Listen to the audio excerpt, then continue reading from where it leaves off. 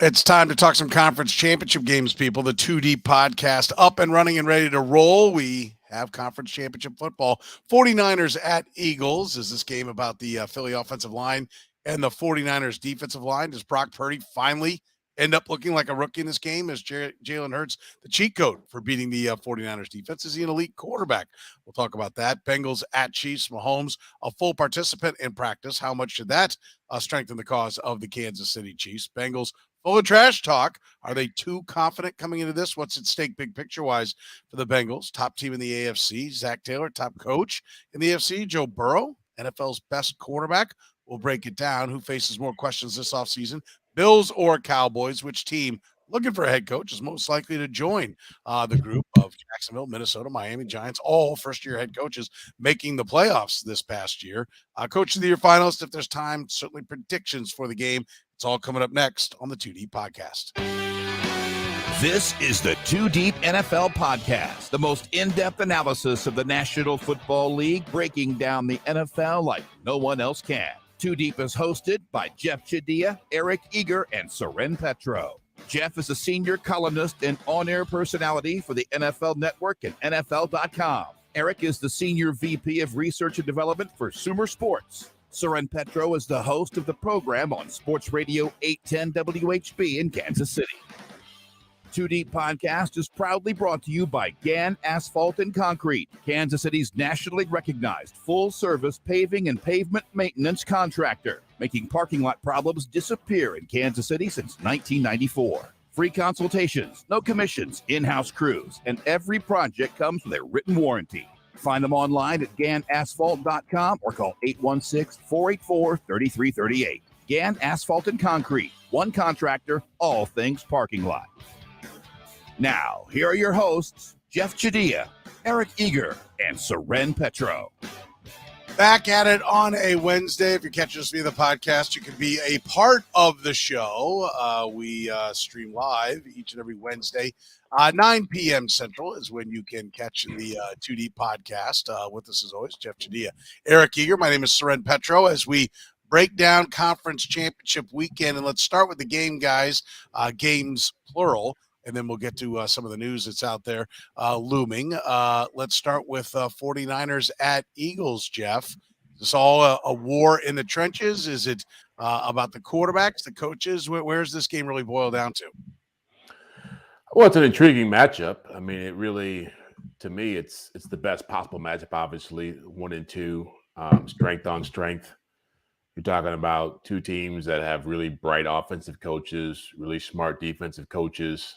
I know Jonathan Gannon's taken some heat lately in Philadelphia for his run defense, but I think he's done a great job and will be a head coach pretty soon. And I think you've got probably the best opportunity to make sense of, what a rookie quarterback drafted in the 7th round, how far he can take a team, and what a dual threat quarterback.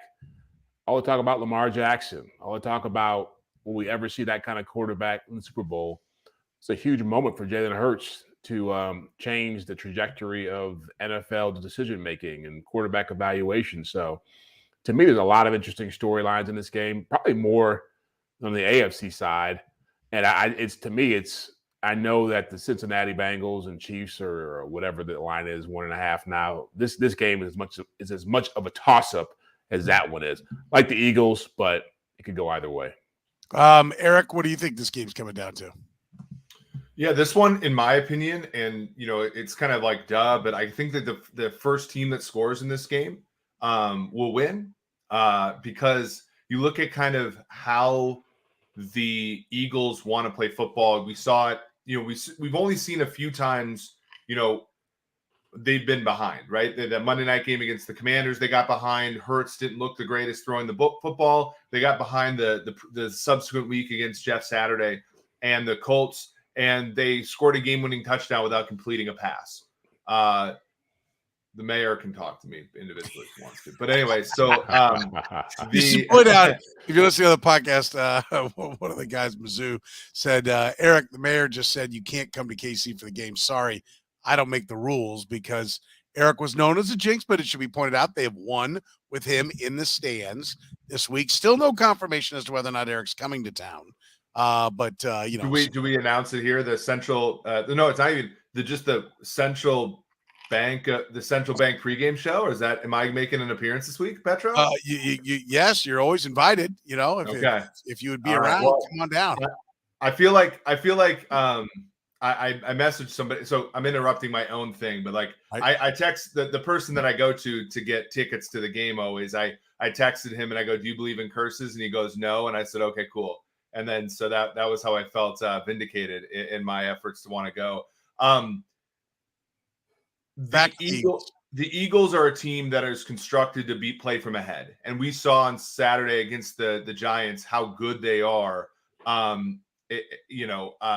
When they are ahead, right? Jalen Hurts can run the football. They rushed for like 260 yards the other day, and they really pound teams when they're ahead. When from behind, we just don't have a ton of data on them doing well in that situation, especially not with Jalen Hurts at the quarterback position. So the Niners, my friend Josh Hermsmeyer wrote a really good article a couple months ago about how good the Niners are in scripted plays. So I think it's really like, if Shanahan can dial up the first few series of the game, they can get a lead. I think that's how the Niners can win this one. If they get behind it all in this one, the combination of how good the Eagles are at salting games and the fact that the Niners have a rookie quarterback who has been really well, I think that's their formula. So to me, whoever's winning at the end of the first quarter is winning this game. Are we looking at, listen, if Brock Purdy gets the 49ers to the Super Bowl, rookie 7th round pick, I mean, he's even more ahead of schedule than Tom Brady was. He's drafted lower and in the Super Bowl faster than Tom Brady. I mean, that is one of the, going to be a massive story. Can you imagine Brock Purdy versus, Joe Burrow? It's 1-1 versus Mr. Irrelevant in this. Even Patrick Mahomes is a 10th overall pick versus Mr. Irrelevant. That's unreal, Jeff, that we could be looking at this. Maybe it means Kyle Shanahan's a pretty good coach. maybe it means Soren Petro's got to say Kyle Shanahan can actually coach people at a high level. Oh, I definitely will. Yes, absolutely. Yeah, that's a big part of the story. I mean, look, he's playing on a great team. Tom Brady was in his second year when he went to the Super Bowl, so that's it makes his story even more impressive. He's only played 7 games now, and it's amazing that I was doing a Seattle radio show and they were asking me how he's even in the Rookie of the Year candidacy now. He's him and Kenneth Walker and Garrett Wilson. Imagine those odds preseason, what you could have gotten them for. Oh yeah, to be Rookie of the Year for Brock Purdy. Good Lord. But yeah, I think it's a great story. And look, I'm one of those people who did not believe early on. I thought by now he would have been, if not exposed, at the very least, but become a liability for them. And he hasn't done that. And that's a credit to him and the way he plays, the way they've coached him up, the roster they've put around him. But I still think this is the ultimate challenge here. And you're talking about a team that matches up well with what they have offensively. They have guys who can cover. You got 4 guys on that Eagles defensive line who've got double-digit sacks. Not a great run defense, but obviously Christian McCaffrey is going to be banged up a little bit. He's not practicing. He didn't practice today because of that calf injury he has. And so I'm curious to see how it plays out for Brock Purdy, because you saw a little bit of chink in the armor last week against Dallas. He still outplayed Dak Prescott, but you saw them playing at a different speed that I think Philadelphia can match. I still think he won't wilt, but I definitely think he's going to be challenged in ways that he hasn't been challenged in these previous games. How about this one, Eric? Rhett says the Cowboys played their C game and almost beat San Francisco. Philly has the dudes to make Purdy look like a third stringer. I mean, he didn't have 2 touchdowns, to Jeff's point. He's talking about how, he's kind of coming back to earth and that one. Was that a bad performance by just a pretty good Cowboys team? And the 49ers should really be worried about Brock Purdy being a liability in this game?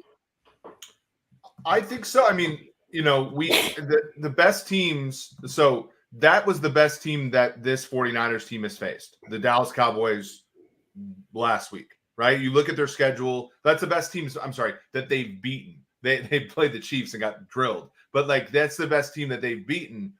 But the other side of it, and this is why I think it's tricky, is the best team that the Eagles have played is Jeff's Detroit Lions. So we don't necessarily have a ton of data on either team in a matchup that's going to be this way. And that's why when you looked at the look ahead line, the Eagles were a 1.5 favorite, and we talk about line moves all week. And so, this is a percent or two in that direction, but now it's trending 3. I think last week's games in the mind of many bettors was like the confirmation that people needed. Oh, they played a good team with a great defense, right? Or good defensive players. And they only scored, what was it, 19 points or something like that. And so that was the confirmation they needed. Whereas with respect to Philadelphia, it was, well, they started out really good, didn't play a lot of great teams. Then they kind of struggled down the stretch with the Giants backups. They struggled with their backup quarterback playing against New Orleans and against Dallas. And so we're wait and see. Eagles go out and just beat the piss out of the Giants, and the Niners struggle with the Cowboys, and that moved the market a little bit in the Eagles' direction. Because again, I think this NFC, what's characteristic of this NFC, whether it's Minnesota or the Giants, all these teams, there's not any good teams in that conference other than these two teams and the Cowboys. And so they don't get to play each other a ton. Is there really that much difference in the conferences, right? Like, isn't it Chiefs, Bills, Bengals over in the AFC and everybody else? I mean, certainly you're not giving Chargers credit, are you, Eric? I mean, that's not something happening. No, you're right.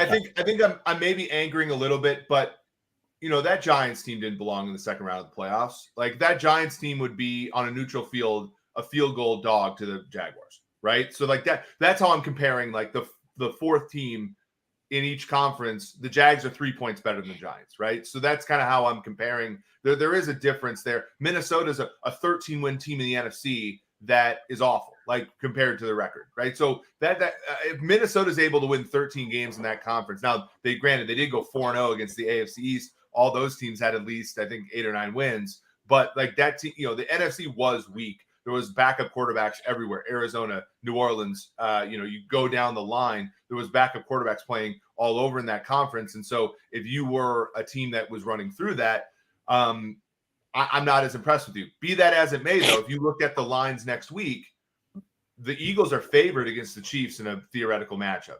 And the San Francisco 49ers are only 1-point underdogs in the same matchup. So to your point, I think they do believe that these two teams are at least equally yoked to the two teams that are atop the AFC. Yeah, Jeff, back to your point about Kyle Shanahan, and just to be clear, I've never said that Kyle Shanahan couldn't coach or wasn't a good coach. I just don't like how he's lumped in, and I heard this again, this week. I don't know if it was on NFL Network, on your network, or if it was on ESPN, but somebody said something to the effect of, well, and with the best coach in the NFL, right? Like we've had this discussion a little bit about Joe Burrow last night. Yeah. Can you win a title before that? That's what my frustration is.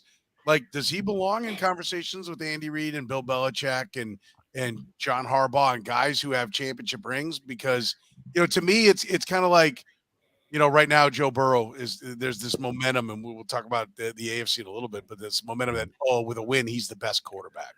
And it's like, can we let all the precincts report? 2% of the vote is in and we're ready to go. Could a quarterback actually get to a second contract and win something? And that's true of Patrick Mahomes as well. And I'm sure Patriot fans would be like, settle down. He won a championship and he was already 10 times better than Brady, right? Like, let's see you win when you're sucking up all the oxygen in the salary cap with your giant salary. Then we really know you got something there. That's only my thing with Kyle Shanahan. I think I've had lots of people, and I say this every time, tell me he's one of, if not the best play caller out there. He's a great play designer. I think coordinating a running game is vastly underrated, and he's great at it. Everyone kind of thinks you just they think of their old high school 42 dive, and that's it. And he doesn't. He creates angles for to help his blockers out and get leverage, running backs to get angles to get to it. I think he's a sensational play designer, but head coaching is more than that, right? That's the coordinator part of it. And, somehow he gets the win over the Patriots when he was the offensive coordinator for the Falcons. That was somehow all on Dan Quinn. And he really got his first ring there. He got his second ring when, he just had poor Jimmy Garoppolo. Like, that's I just, for people who've heard that new, I bristle when he's made the best coach in the NFL without having won a championship. Yeah, he's not the best head coach in the NFL. And I think somebody just brought the point up of his name helps him a lot.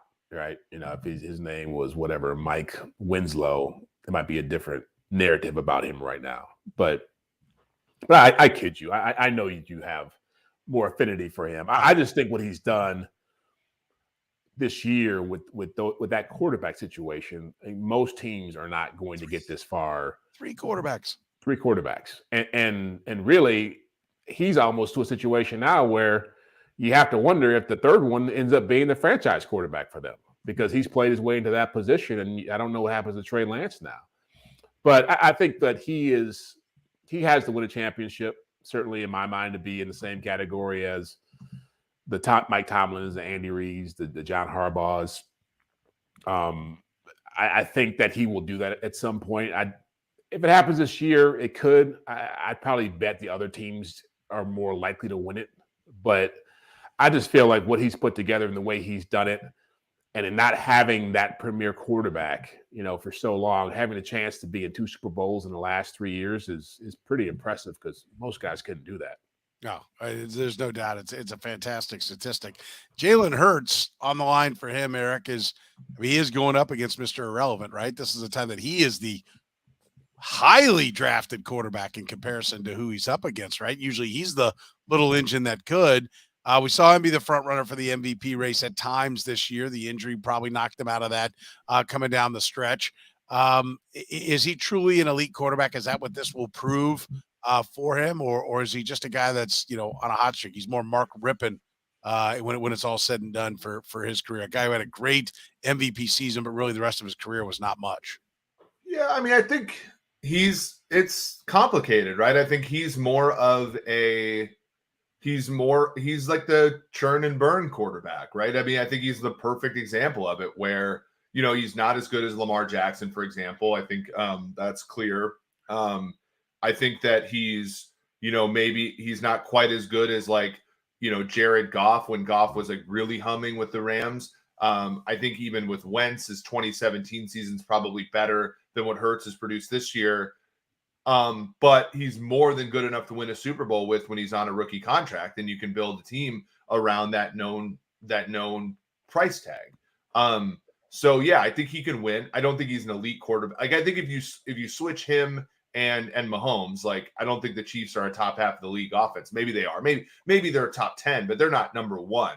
And that's kind of my litmus test. So, it's complicated. I think it'll be interesting to see what he ends up getting paid, but he's more than good enough for this Eagles team to win the Super Bowl with. I just don't know if that implies then all the things that are bestowed upon a franchise quarterback. Who has the better defense in this game, Jeff? 49ers or Eagles in your mind? I think the Niners have the better defense. I look at their front seven, and I mean, I love Fred Warner. I love Nick Bosa. Eric Armstead being healthy is a big factor for them. They got a ton of pass rushers. That safety is pretty good. 29, I can't pronounce his name. Hafunga, is that how you say it? Kalion of Nufanga. And so they got a lot of elements to it. D'Amico Ryans has a great grasp of how to utilize those guys. Not as strong at corner.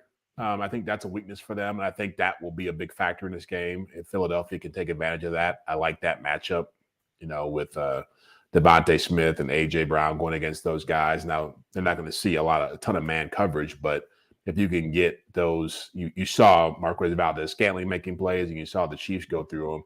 I think the Eagles could have a similar success in the pass game because of the way they run the football.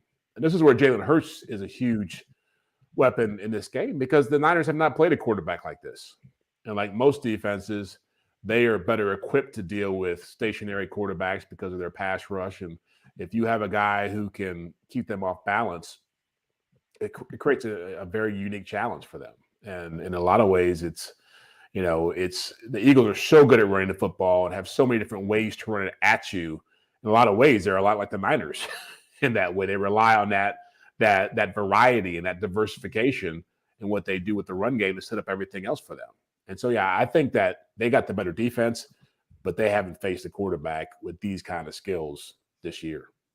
All right, we'll get to our predictions on the games coming up a little bit later on. Of course, the 2D podcast proudly brought to you by Gann Asphalt and Concrete, Kansas City's nationally recognized full-service paving and pavement maintenance contractor, making parking lot problems disappear in Kansas City since 1994. Free consultations, no commissions, in-house crews, and every project comes with a written warranty. Find them online at GannAsphalt.com or call 816-484-3338.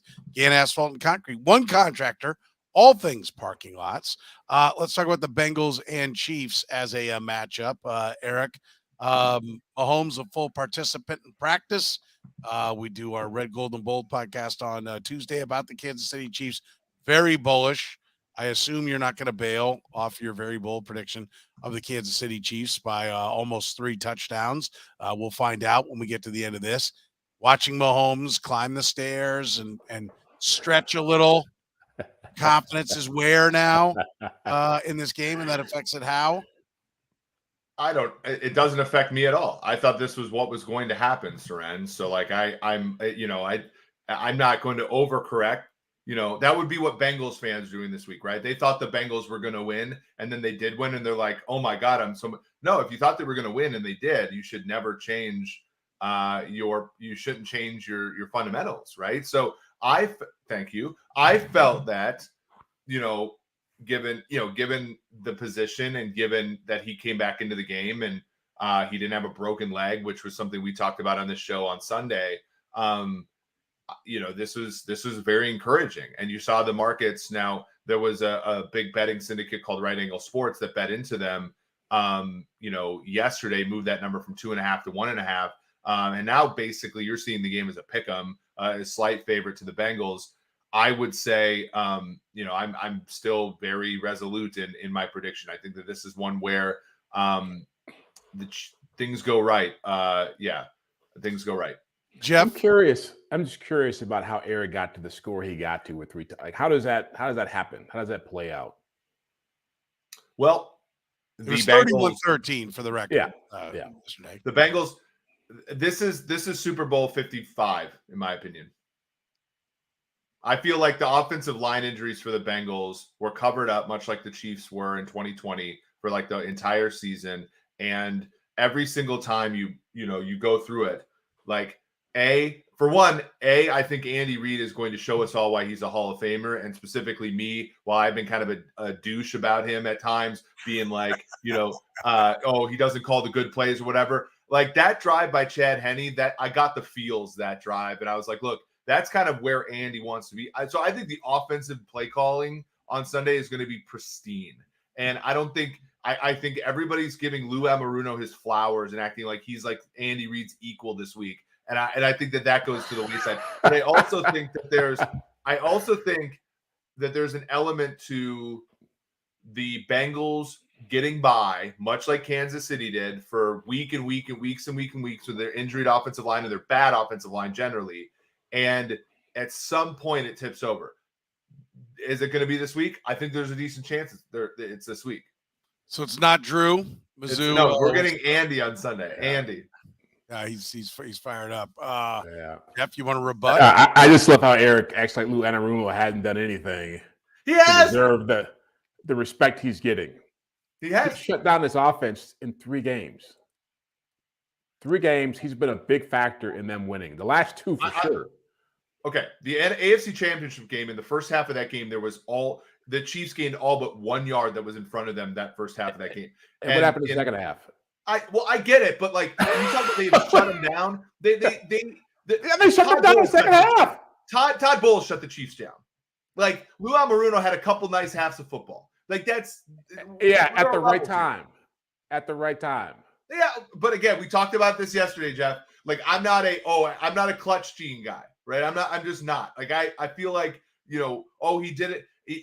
I would have been a terrible producer for Steve Sable's show. He was at his best when it matters most. I'd be the mathematician being like, that doesn't exist. But like Lou Anarumo is a nice defensive coordinator. He's great. He's done a great job with a bunch of they're making Eli Apple look like an NFL player. They're making, I get it. I'm impressed. Andy Reid's better. I don't think anybody's saying. I think he's gotten the best of Andy Reid when they played. And I think that'll be a factor in this game again. I just don't, first we'll go to Mahomes and the practicing. I think I've said Mahomes is going to play. I'm not surprised that he's out there. I think that he said two things in his press conference that people should pay attention to. One was, I want to test this thing out. So it wasn't like he was walking out there fully confident, like, yeah, let's go. I'm ready to go practice. He was like, I want to see what I can do. And the second thing he said was, I'm going to be limited in some ways that I've got to deal with. And so while he will play, I don't think, as I said yesterday, that a limited Mahomes is going to do a better job against a defense that's already been able to give him problems. And I agree. I think the offensive line for the Bengals is still a big issue here, but it was an issue last year, and they still won the game. And so I think it's more about Joe Burrow than it was about bad weather last week against the Bills. And I think that will show up again. It's always easier to play quarterback when you have receivers and skill weapons like the Bengals have, and a coach who will call a game in a way that takes advantage of those guys. The biggest mistake Andy Reid made when he had a bad offensive line was didn't want to run the football. Didn't want to change the offensive scheme. Still wanted to play as if everything was the same. Zach Taylor won't make that mistake. Let me ask you a question. If the Bengals win big, how does it look? Right? It looks like Mahomes is limited. Mahomes looks a lot like he did against the Bucs, right? That's what we see. If the Chiefs win, how does it look? I mean, can you see a scenario? Because I'm curious if you can. I'm with you. I believe Burrow. I'd never take away. Wins are hard to come by in the NFL. So every time that they're achieved, they're earned. But I do think that, like, one of the things we could see, I'll give you an example of what I'm talking about, is one, I think the offensive line of the Bengals is suspect. I think that the slick track helps the offense. And so I think they got a kiss on that. They still won by 17 points, right? They didn't just lean at the tape and barely get one. That was a much more dominant performance, certainly than they put together in any of the 3 wins against the Chiefs. So I don't want to minimize that. But I do think there's an element of, the Bills won that final game against the Patriots powered by 2 kick returns. If they don't have 2 kick returns, which never happen anymore, they don't have 2 kick returns for a touchdown, they don't win the game. Now, they play based on the score that I know they play. Listen, I'm not saying that that's, you just take it out. And so they're worse than the Patriots. That's not what I'm saying. But I do think it's possible that the entire episode in Cincinnati and everything they went through as a team sucked the life out of the team. And they were a little banged up. Now, again, the Bengals won by 17 points. You can't take anything from them. No. But if the Kansas City Chiefs do win this, it's a one-legged Patrick Mahomes, or at least an affected Patrick Mahomes that will have gotten it. And that's where I do say I see the reasons why it wouldn't go the Bengals' way. That's why I'm not all about the Bengals just rolling this. I mean, I can see how it works for the Kansas City Chiefs. Yeah, I'm not saying the Chiefs are going to lose 100%. They got a chance to win the game. I mean, I think anytime you line up in the NFL, you have a chance to win the game. I think the thing that I look at, if you're asking me how can they do it by exploiting the offensive line. They do it by getting turnovers. They do it by not turning the ball over. They do it by keeping the quarterback healthy. And they play good special teams. I mean, those things can happen. But again, it's like, I don't feel bad about being confident about a team that's beaten the Chiefs 3 times when Patrick Mahomes was playing at his best. And keep in mind, when they played them last time, Mahomes had to play on a 4th down, a 4th and 3, where he literally jumped over like 3 guys to score a touchdown. That play's not happening. He does some superhuman things that are not going to be a part of this game. Yeah, I also would counter, though, that Travis Kelce's not going to fumble in this game. We don't know that. Well, we don't know that. We don't know that. Like we can go through every single one of these games and say, Eric, if Jamar Chase goes out, of bounds with the 10. Yeah. But like what I mean is, like, it's fundamental. These games, the fundamental aspect of these games is that at the end, both teams have a chance to win. That's it. That's the only thing to take away from those 3 games. If Jamar Chase goes out of bounds at the 9-yard line and not the 11, then Zach Taylor can't salt away the clock, and they maybe still do, but they might not be able to. if Tyreek Hill bends in and not backwards at the end of the first half, that's an 18-point game to go to the half, and who knows, right? If Patrick Mahomes throws the ball to Byron Pringle when he's wide open, that game's over. Like, and if Travis Kelce doesn't fumble, the Chiefs might have a two. Yeah, listen. But again, like the fundamental part is both of these teams, like the Chiefs are they're not a couple breaks away from winning these games. They're a couple breaks away from blowing this team out, the same way that the Bengals are a couple breaks from blowing the Chiefs out. That's what I think at the end of the day, the games have been where they should be, which is the Bengals winning 3. Because I mean, we can go back and say, hey, the Bengals call a better play. They don't have Carlos Dunlap blowing up their 4th and goal, 5 yards back in the backfield, or they execute the block. Boy dropped a touchdown pass. Yeah. Yes. So I think there's a tit for tat all throughout that'll get you there. But I do want to come back. I think, Jeff did say the one thing that, yes, something weird is going to happen. Yes, guys are going to make plays. We don't know which ones, but we do know this: Patrick Mahomes won't be 100%.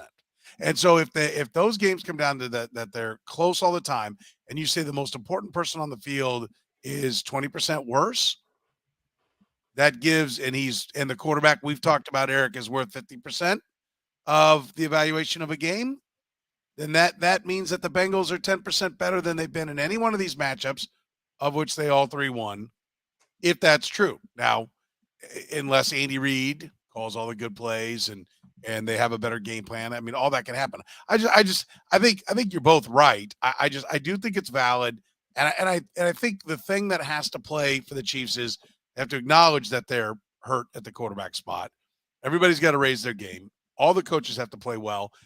But there is the question, Jeff, about the Bengals talking a whole lot of crap, a whole lot of mess. Yeah. And that's not how it's been. They were the team getting the crap talked at them last time in this game that had the bulletin board material when Justin Reed popped off about shutting down. I think he meant Hayden Hurst, but he said Higgins, no matter what. Yeah.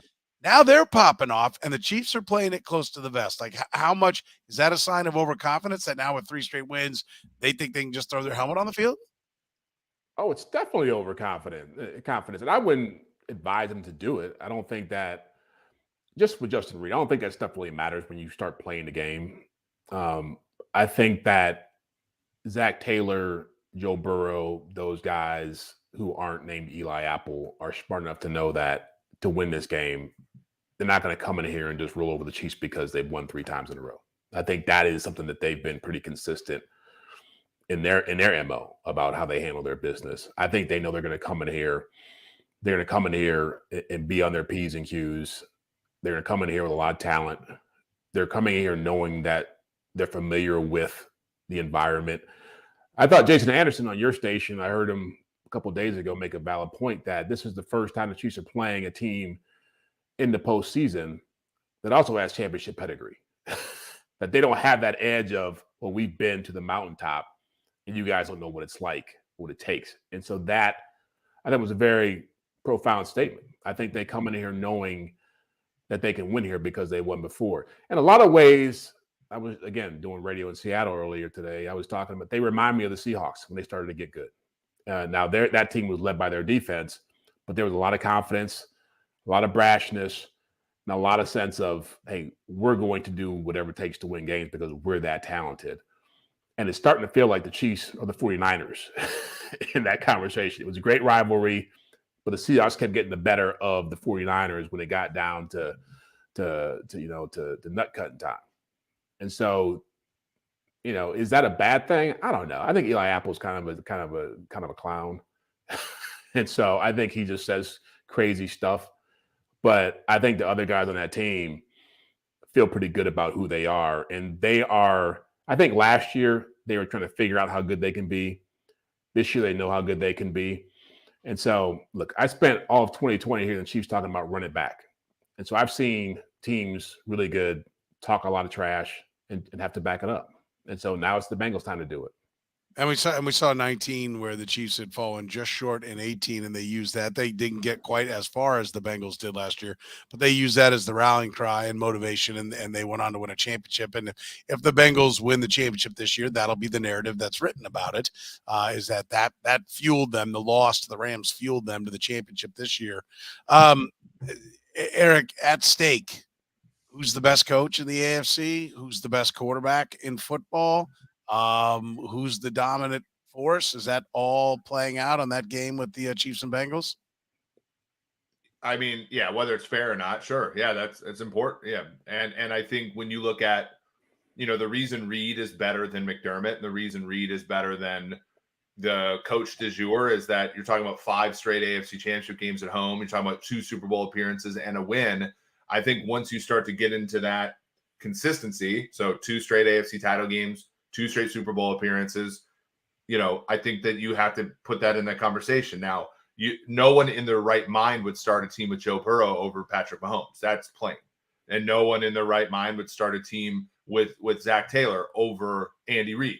So, I think maybe age is factored in there, but you get what I'm saying. No one, if you need one game to win, you're taking Andy Reid. If you need one game to win, you're taking Mahomes. And I think that I don't even think they're close. But given the accomplishment, is that based on? If the Bengals win, like I said, if they win that game and they turn around and beat whoever the NFC has, are you going to say the same thing?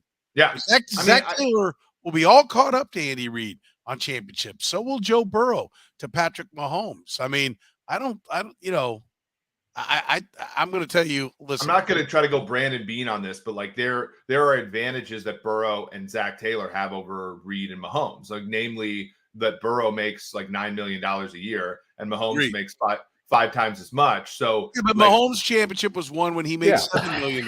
Exactly. Sure. So, yeah.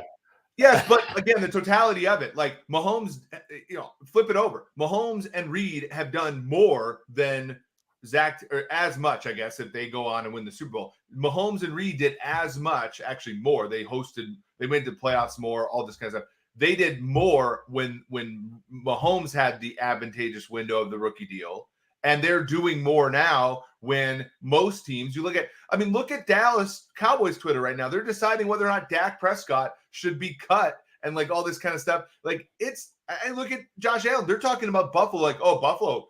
Buffalo's offense, boy, they don't have any weapons. It's bullshit. They Stephon Diggs, they get they have guys beyond Stephon Diggs too. They draft a running back in round 2. They all this stuff, and they're everybody else except for people on this podcast are figuring out, holy shit, it's really easy to actually build a team with a quarterback on a rookie deal. And the Chiefs are doing it. They're the only one right now that's having consistent success with a quarterback who's on a veteran deal. So I will still give an edge because, again, Zach Taylor and Burrow are having similar success to the Chiefs, but not yet having the same amount.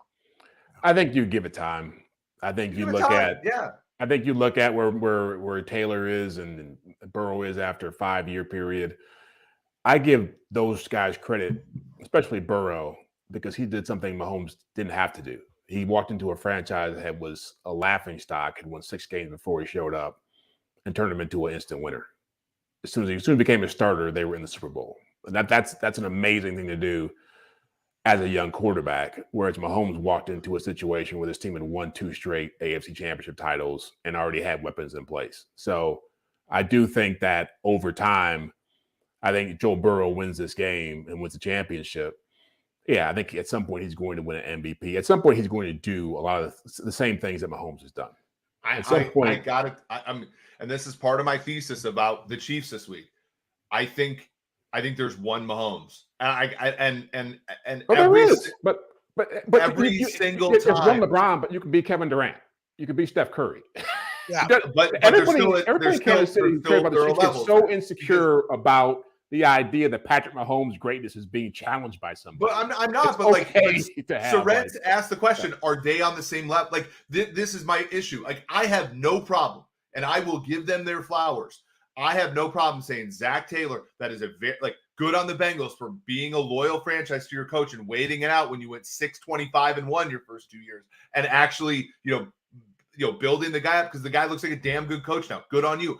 And good on them for drafting Joe Burrow and picking up, and Joe Burrow is the second best quarterback in the NFL, and he's amazing. The question was, is he on the same level as Patrick Mahomes? And again, this is my thesis. Every single time we've had to ask this question, it's Josh Allen comes into Arrowhead, gets his ass kicked in the AFC title game in 2020. You have figures on ESPN where they're like, well, let's look at the tail of the tape. Mahomes has a worse arm than that. Like, they're putting check marks next to Josh Allen's name, and then they go out and get blown out at Arrowhead. Like, every single time this has happened, Patrick Mahomes has shown that other quarterback who's daddy, and that's what's going to happen on Sunday. That is my thesis. Yeah. So he showed Joe Burrow who's daddy. He says it's going to happen this Sunday. I mean, the first 3 times that these two guys have faced, it has been Joe Burrow's a cute little story. He's taken the little engine the first time they played, no one even talked about them in the same stratosphere.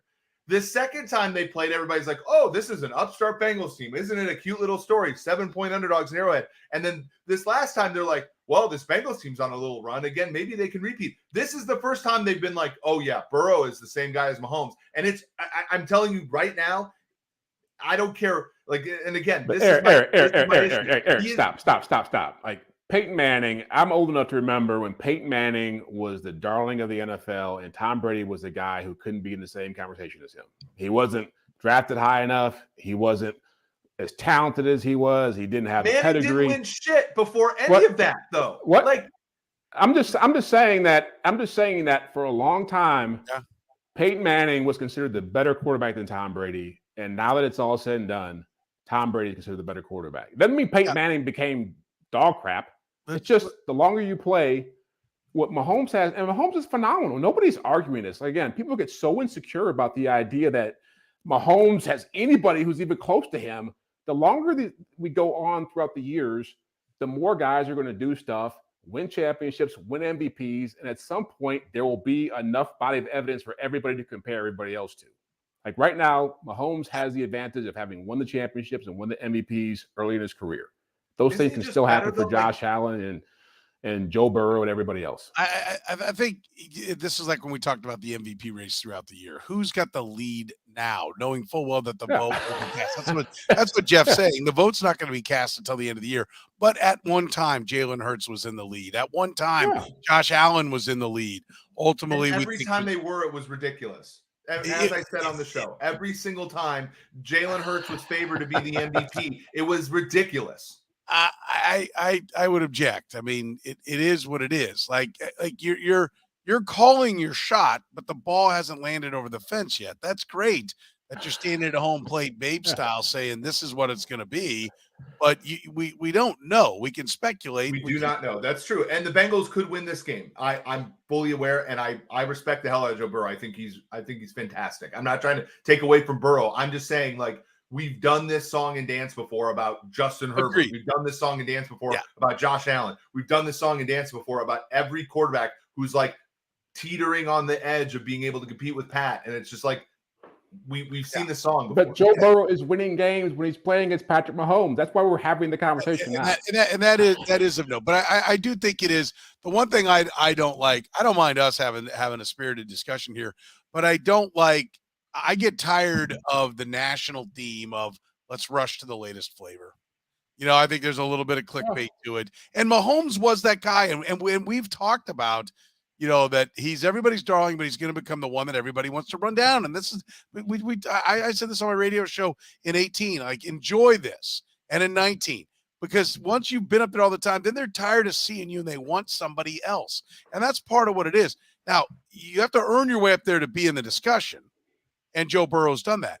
But I think, listen, once they're both, we got to Manning and Brady, and they were both really expensive. Then we figured out who was better. Brady was better because he kept winning more championships when it was a lot tougher to do. And that ultimately will be what settles this debate. How many do they both win when each of them have $50 million against the cap next to their name? That'll be the one that ultimately settles it. But I do think this game is a big one. Head-to-head matters, right? And it's a big one. For how this all shapes up moving forward. We're brought to you by our friends at Gann Asphalt and Concrete, Kansas City's nationally recognized full-service paving and pavement maintenance contractor.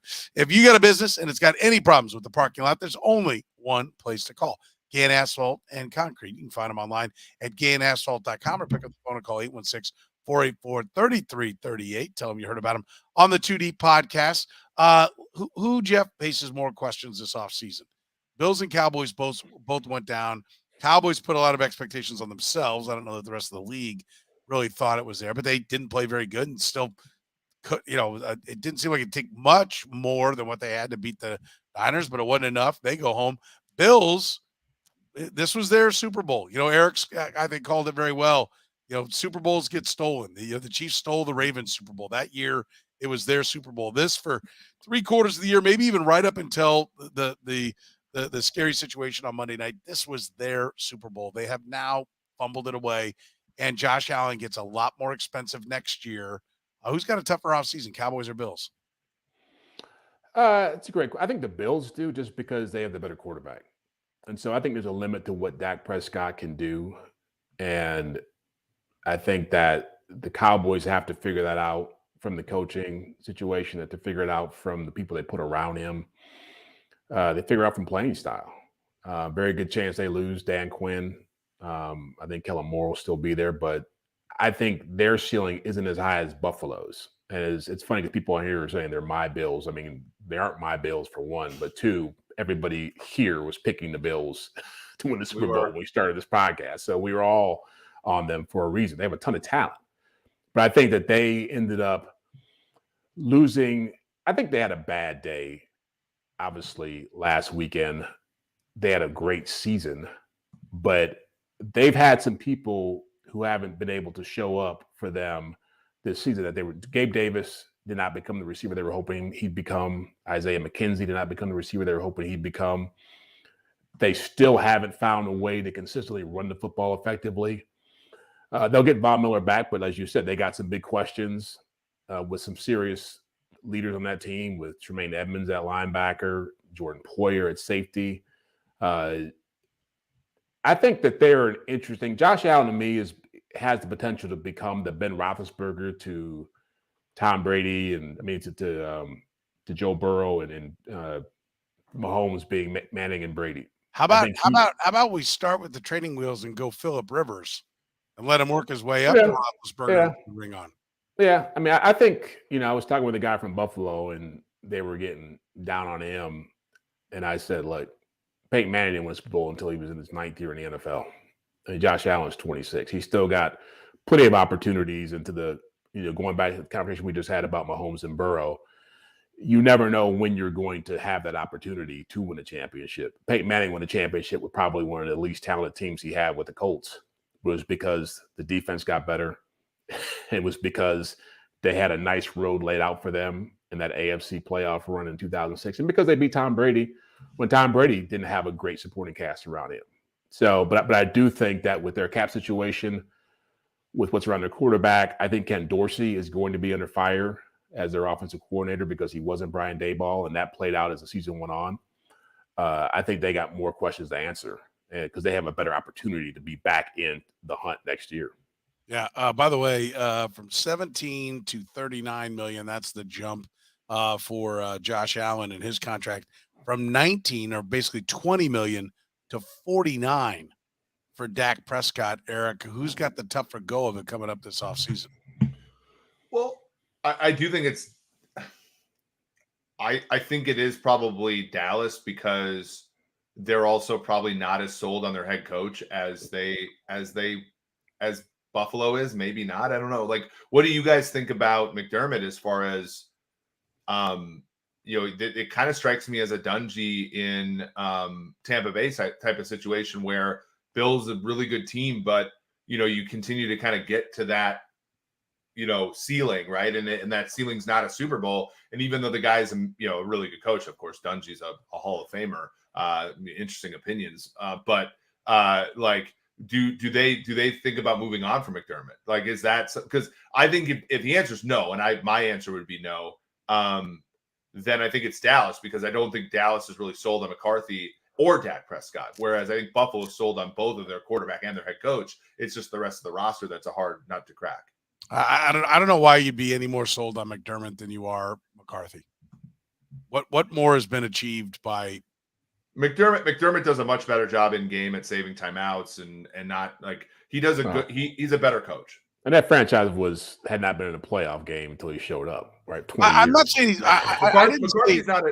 I didn't say he sucks. I just said I do. Listen, I think part of it, like the fat coach, always gets shunned. All right, and McCarthy looks like a sack of donuts. And I agree with you. I mean, you know, McCarthy's not as big of an idiot as everybody thinks he is. Nowhere close. No, like he's not. He's a top 12 coach in the NFL. I think McDermott's a top 5 coach in the NFL. Yeah, I just it's flawed. You know, if your offensive coordinator, if your head coach isn't your offensive coordinator, then you're going to be firing your offensive coordinator on a regular basis. Or we're going to be replacing him either because he's leaving because he was really good, or you're going to be firing him because he didn't do enough. And I think you can make a case for that Ken Dorsey bombed the final test. Now, I personally think Josh Allen was beat to hell, and I think they've got to continue to develop him as a passer, and they've got to turn over that adjust to how he plays the game so he's not beat up. Make his runs no power runs. Run when you've got the opening, when you've got open field, the way Patrick Mahomes does. And, he doesn't run and take hits. He runs to get first downs and gets down. And that has to be the mindset of Josh Allen. And Josh Allen, even in those situations, is taking hits. That crap has to end. It has to end because he did not look good coming down the stretch. I mean, is it a Cam Newton situation where like Newton, I think a lot of people underrate how good Cam was before his injury. Like, is it like, because once, Cam was never injured until he got injured, right? And then it was just like downhill from there. Yeah. And he, Allen's paid a lot of money and they depend a lot on him. Like, that's the one leak that I think is a problem. But it's also hard because without that, he's not good enough. Like, it's the same thing as Newton. Like, he's without that running, like, he's not quite there as a passer to be like a 1A guy. If he doesn't have that in his repertoire. So like, that's, I think, the hard part about an Allen, because if you just put him in the pocket, it's the same thing's true about Dak. If you don't run Dak's, a 8 out of 10 quarterback, so like, and Allen's an 8.5 out of 10 if you don't let him run. He's a 9.5 out of 10 if you let him run. And so there are ways to run him without sure. And the Buffalo offense was very much if we get in a bind, we're just running sweeps to Josh Allen to win this game. And that's not a sustainable way to win in the NFL. Listen, I think they've got plenty of talent, to your comment earlier, but having Stefan Diggs throwing a tantrum and then not backing off of it on Twitter, he shot his way out of town in one team, and now the same thing seems to be happening. That's a real problem, because if you want Josh Allen to become a better passer and you end up having to discard your best wide receiver, who, by the way, was by far the most targeted guy in the game, but still somehow ended up going over and trying to show up as quarterback and coordinator on the sideline, that's a problem. I don't care what anybody says. Diva receivers don't tend to come back around. Odell Beckham Jr. kicked the kick stand in New York and was out. Terrell Owens out. They all end up, they start that march and they don't back off and they head on out of town, and that'll really cripple that offense. So I think this offseason is something to watch on that front. Next year, who is most likely out of Arizona, Carolina, Denver, Houston, and Indianapolis, the 5 teams still looking for coaches, to mimic the Jaguars, Vikings, Dolphins, and Giants, 4 teams that went to the playoffs with first-year coaches, Jeff? Who you got your money on in that group? Tough group. Yeah. I'll go with Broncos. I still think they had a really good defense that gets lost in all the conversation about Russell Wilson and all the. It was such a crap show, hot mess, dumpster fire over there from day one, that if they had any decent coach, the amount of close games they played, you would think they'd have more wins coming out of that. And the fact that they played the Chiefs close twice speaks to what they could be if they actually had some decent leadership and coaching and a ton of injuries. I still think Russell Wilson can be a good quarterback. He's on a decline. I don't think he's Matt Ryan level. And I think if you put him into an offense where you're willing to run the football more consistently, rely on more play action. Somebody made a good point about them losing Tim Patrick early in the training camp to a big knee injury, that he was a key receiver they were counting on to help He's not Cortland Sutton. He's not Jerry Jeudy, but he brings a dimension to them that they needed. I think you get some guys healthy, get the running back healthy, get the offensive line healthy. Defense is still good. You get a good coach in there. I think they can be a wild card team. They won't win the AFC, but I think they could easily be as good as the Chargers are right now. That's Denver you're talking about. Denver, yeah. Okay. Eric? Well, this one's tricky because I think Fitterer is trying his best to keep Steve Wilkes in there to keep that kind of like going. But I think, which is a bad idea, by the way. Yeah, I think I like Steve Wilkes, and I think Steve Wilkes should be a head coach, but I don't think that's the right situation to do it. When has that ever worked out? I mean, Jason Garrett might be like the one time where somebody was an interim coach that was retained that like stayed longer than like whatever, and Jason Garrett wasn't necessarily successful. But the Panthers play in a terrible division. They have pretty good stars on like they have J.C. Horn and Brian Burns, and they have guys that can play on defense. And I think that is they have a chance. Like, and so I don't know if the Panthers are going to be great. They have DJ Moore, for example. They got all the draft picks from the 49ers in the Christian McCaffrey trade. So you get a head coach and get a quarterback in that place. Terrible division. I think that they have a chance to compete. I think this year was kind of a fluke for one. Look at the pedigree of the quarterbacks on each one of those teams. You have a highly drafted quarterback in New York. No, he's not great, but Daniel Jones can play the position, and Brian Daboll put him in positions to succeed. Didn't ask him to do more than he could do, and got the most out of him. And they also didn't do really that much. They did just enough to get in there. Miami, high pedigree drafted quarterback, loaded him up with weapons, but it was a guy that had talent. And they made it work. Minnesota, solid veteran, whatever you like, no, not a championship guy, but Kirk Cousins has made plays, throw for 30 touchdowns in this league. And then the Jacksonville Jaguars had a 1-1 quarterback who'd had a mind goof for a head coach to start. And you came in and gave him quality coaching. And by the way, spent a boatload of money to protect him and to give him weapons. And he played a lot better, especially down the stretch. The veteran kind of guy, the Kirk Cousins, now I think would be Russell Wilson or Kyler Murray. You could see either one of those guys doing it. Carolina, Indy, Houston, there's nothing. There's no reason to think unless they hit on a rookie quarterback. They find Brock Purdy or they find Josh Allen. Well, I mean, even Josh Allen didn't win that first year, but Ben Roethlisberger. Unless they hit on something like that, those teams aren't getting there. Houston has the draft capital. Houston has the cap room. Denver really is kind of old. Like you look at it, everyone likes their spots. They're old, so I think they could go wild card. But I think the bottom line is I don't, and I think that's why Sean Payton hasn't taken one of these jobs already.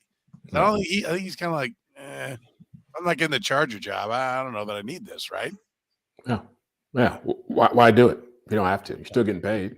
Yeah, exactly. All right, predictions for Sunday. What do we think, Eric? You want to lead us off? Who you got? Stand by your comments. Yeah, I think that the Eagles win. I think this game goes under 20-13. I think they kind of control the game. I think the Chiefs win 31-13. Okay. Jeff? I got Eagles 24-20. What did I say yesterday? I got Bengals 31-23. Oh, man. I really don't. I had some strong sides. Not that I've won everything. I mean, I didn't ding all four last week for the parlay. So Tommy, who was complaining about how much I was bragging about my 6-teamer from the week before, I did not hit the 4-teamer. I only got 2 out of the 4. I'm going to stand by. I feel a little more confident seeing Mahomes get up there and march around. I'm gonna bump it to 27-24 Chiefs. And I'm going to take the Philadelphia Eagles. I got to believe it's pumpkin time for Brock Purdy. And I think Dallas showed a little bit how to play him. I'm going to take the Eagles, kind of same score, but a little bit more, 27-17 Eagles. I think we get an Eagles Chiefs. With full disclosure, anyone who hasn't seen this podcast, I am a Chiefs fan. So homer it up. Yes, it could be pop. Is Eric a Chiefs fan? I don't know. Sure.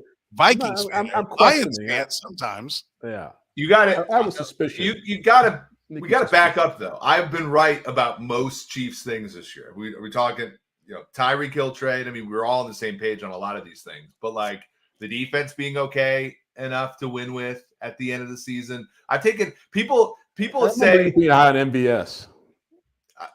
I'm sorry, the offense is number one in the league right now. I never said he'd be good. I said that the offense would be good as a result of the Tyreek Hill trade, and that has been true. Well, I'll be a bigger man and tell you he wasn't what I thought he'd be. Yeah, I mean, he hasn't been great. I was big on him, and I did not, and I watched him a lot, having had him on Dynasty fantasy football teams. I thought I watched him, but I did not realize he can't catch any ball. Wasn't there a bet you guys had about him? He gets there. Wasn't there a bet you guys had about him with yards, number of yards, receiving yards for the year? Oh, I'm sorry. Yeah, Tommy. But here's the thing: when I am wrong, and somebody just posted like, "Will Eric go on the show if the Bengals win?" Yes, I'm right more often than I'm wrong, but I'm wrong, and I'm willing to admit it. Tommy's like, "Oh, I said, yeah, I was wrong about Pacheco. I didn't think Pacheco was any good. Pacheco is very good, and that kind of thing." So like, but look, the Chiefs wide receivers this year average 1 yard more per target than they did last year. And that was with Tyreek Hill on the team. Like, this has been a very, very effective football team. And that, look, the issue is I come off as a homer because I oftentimes predict good things will happen to the Chiefs, and they're good. That's the thing. It's a good gamble. Has Eric not picked the Chiefs at any point this year? I picked the Bills when they played the Bills. Did I not? Okay, you did? Okay, I don't remember. Okay. By the way, Tina really wants to get to the bottom of this. Eric's not going to the game, is he? He's not, right? I have. If people want to see me, if people want to come hang out with your boy, here's where I am on Sunday. I am in. Hold on, I'm going to post this up here. I am in. How does it go? I am in the building. Yeah, section 125, row 14. That's where I'm at. That's how I roll, everybody. That's how I roll. So if you want to come say hi, support the podcast, that's where I'll be on Sunday. First responses. I mean, the content is amazing, is it not? Yeah. For those that couldn't see the blurry image, Matt has summed it up. By the way, Matt offered you barbecue. Matt said, you're good to go. Come over to his tailgate. Did you guys know that Sam McDowell's brother has a really good tailgate? That's where I went last time. And they won. They beat the Bengals that time. Or they beat the Broncos when I went last time. So the curse was, fairly broken, let's say. This guy will get you pizza. You can go by his restaurant. He has a great restaurant. Look, at Eric Eager _ on Twitter. My DMs are open. I did open them up after leaving PFF. So just hit me up if you want to. Tina, I'm sorry. You can blame me. Yeah. Okay. There it is, Chiefs fans. By the way, I like this. So selfish, Eric. My Chiefs fandom is for me, not for any of you. So that's that. You are right. Damn it, Burrowhead is real. That's nice. That's nice. Is that Eli Apple's alias? Should be quite the interesting game. All right, there it is. We're on the record. We'll see how we do. We're back at it next Wednesday. Remember, if you're catching us via the podcast, if you want to be a part of the conversation, as many people were here tonight, we stream live the 2D podcast Wednesdays at 9 p.m. Central. And if you don't mind, grab that like button, that love button, smash that. Make sure you subscribe to the podcast and to the stream. Don't cost you nothing. Does us a lot of good. And, of course, make sure you keep in mind our great sponsor, Gann Asphalt and Concrete, one contractor. All things parking lot, making problems with parking lots disappear since all the way back in 1994. Call 816-484-3338. Find them online. It's GannAsphalt.com. For Eric Eager. For Jeff Chadiha, my name is Soren Petro, saying thank you very much for joining us here on 2 Deep.